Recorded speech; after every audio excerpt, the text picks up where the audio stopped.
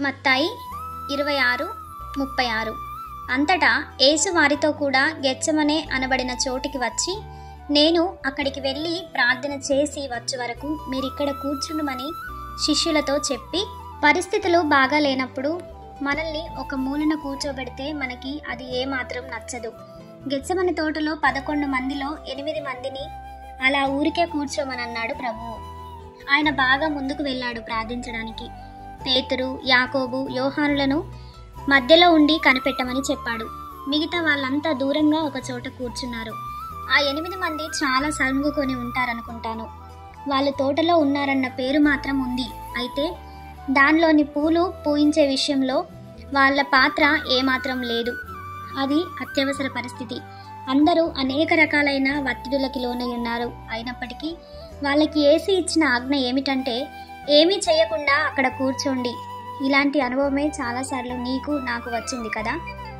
ఆ నైరాశ్యతను మనం చవి చూసాం. సేవ చేయడానికి ఎన్నో అవకాశాలు మనకి కనబడినాయి.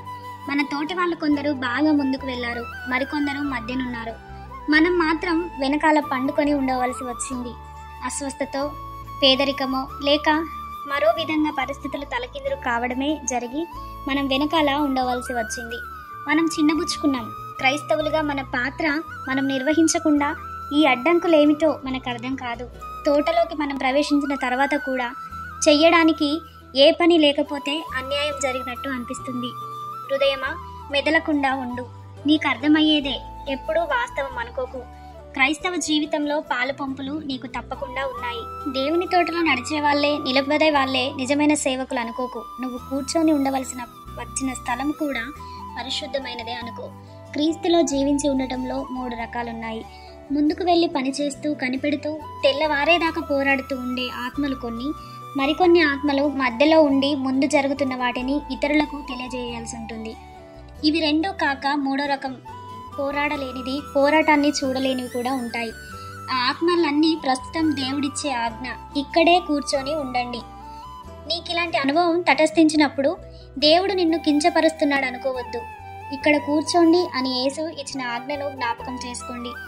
ఆ తోటలో నువ్వు కూర్చొని ఉన్న స్థలం కూడా పరిశుద్ధమైనదే. దాని పేరు వేచి ఉండే చోటు. కొన్ని ఆత్మలు గొప్ప పనులు చేయడానికి గాని, గొప్ప భారాలు వహించడానికి గాని ఈ లోకానికి రావు. అవి కేవలం అలా ఉండడం కోసమే నియమింపబడినవి. అవి మనుషులు ఎప్పుడు ఉపయోగించని పూలు.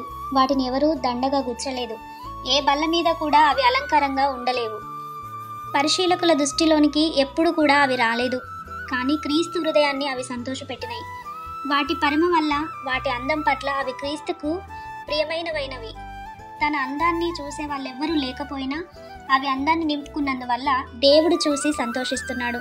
నువ్వు ఇలాంటి పువ్వువైతే సనుక్కోవద్దు. దేవుడు నిన్ను చూసి సంతోషించే రోజు త్వరలో రాబోతుంది. ఆ విశ్వాసం కలిగి ప్రార్థనలో కనిపెట్టుకొని ఉండు.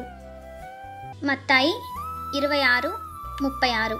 అంతటా యేసు వారితో కూడా గెత్సెమనే అనబడిన చోటికి వచ్చి, నేను అక్కడికి వెళ్ళి ప్రార్థన చేసి వచ్చే వరకు మీరిక్కడ కూర్చుండమని శిష్యులతో చెప్పి, పరిస్థితులు బాగా లేనప్పుడు మనల్ని ఒక మూలన కూర్చోబెడితే మనకి అది ఏమాత్రం నచ్చదు.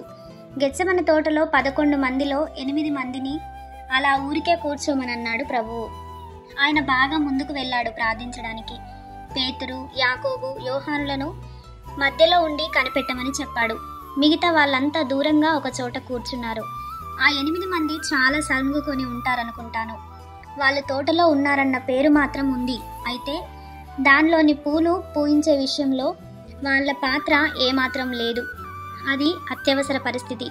అందరూ అనేక రకాలైన ఒత్తిడులకి లోనై ఉన్నారు. అయినప్పటికీ వాళ్ళకి యేసు ఇచ్చిన ఆజ్ఞ ఏమిటంటే, ఏమీ చేయకుండా అక్కడ కూర్చోండి. ఇలాంటి అనుభవమే చాలాసార్లు నీకు నాకు వచ్చింది కదా.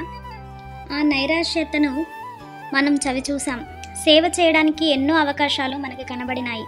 మన తోటి వాళ్ళు కొందరు బాగా ముందుకు వెళ్ళారు, మరికొందరు మధ్యనున్నారు. మనం మాత్రం వెనకాల పండుకొని ఉండవలసి వచ్చింది.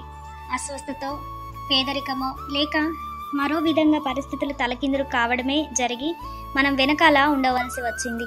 మనం చిన్నబుచ్చుకున్నాం. క్రైస్తవులుగా మన పాత్ర మనం నిర్వహించకుండా ఈ అడ్డంకులేమిటో మనకు అర్థం కాదు.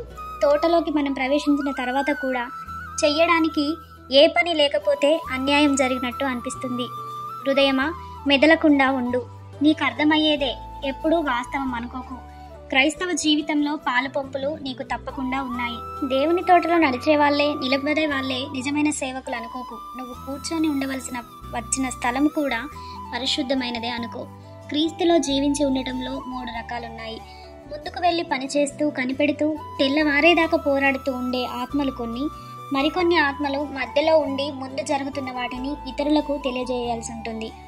ఇవి 2 కాక 3వ రకం పోరాడలేనిది, పోరాటాన్ని చూడలేనివి కూడా ఉంటాయి. ఆ ఆత్మలన్నీ ప్రస్తుతం దేవుడిచ్చే ఆజ్ఞ, ఇక్కడే కూర్చొని ఉండండి. నీకు ఇలాంటి అనుభవం తటస్థించినప్పుడు దేవుడు నిన్ను కించపరుస్తున్నాడు అనుకోవద్దు. ఇక్కడ కూర్చోండి అని యేసు ఇచ్చిన ఆజ్ఞను జ్ఞాపకం చేసుకోండి. ఆ తోటలో నువ్వు కూర్చొని ఉన్న స్థలం కూడా పరిశుద్ధమైనదే. దాని పేరు వేచి ఉండే చోటు. కొన్ని ఆత్మలు గొప్ప పనులు చేయడానికి కానీ, గొప్ప భారాలు వహించడానికి కానీ ఈ లోకానికి రావు. అవి కేవలం అలా ఉండడం కోసమే నియమింపబడినవి. అవి మనుషులు ఎప్పుడు ఉపయోగించని పూలు. వాటిని ఎవరూ దండగా గుచ్చలేదు. ఏ బల్ల మీద కూడా అవి అలంకారంగా ఉండలేవు. పరిశీలకుల దృష్టిలోనికి ఎప్పుడు కూడా అవి రాలేదు.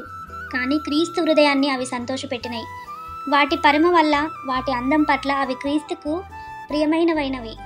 తన అందాన్ని చూసే వాళ్ళెవ్వరూ లేకపోయినా అవి అందాన్ని నింపుకున్నందువల్ల దేవుడు చూసి సంతోషిస్తున్నాడు. నువ్వు ఇలాంటి పువ్వువైతే సనుక్కోవద్దు. దేవుడు నిన్ను చూసి సంతోషించే రోజు త్వరలో రాబోతుంది. ఆ విశ్వాసం కలిగి ప్రార్థనలో కనిపెట్టుకొని ఉండు.